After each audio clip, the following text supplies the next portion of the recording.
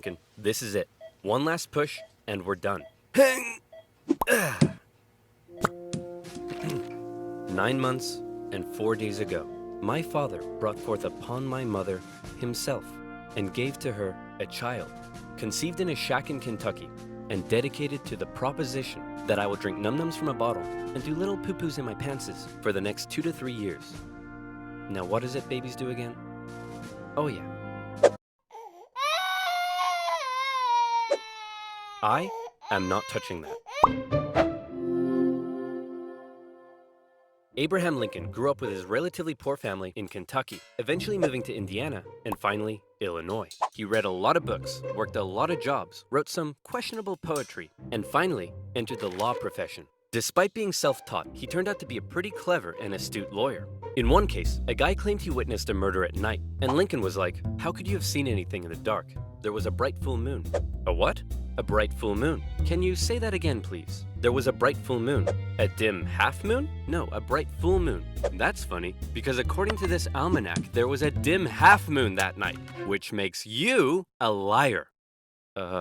Well, I got a bright full moon for y'all right here. Now that's what I call a rebuttal.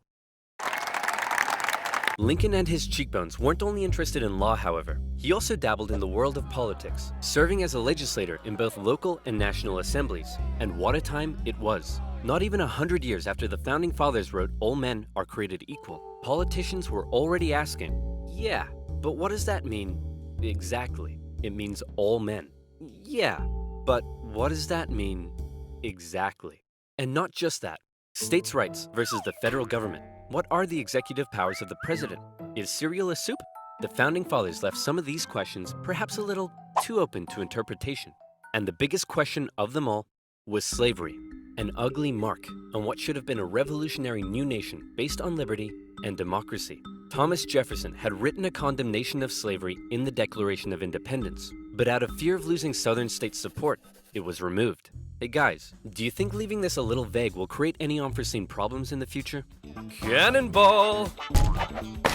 And those unforeseen problems were now beginning to rear their ugly heads. As the nation developed, the North and the South developed along two very different lines, and two very different cultural identities emerged.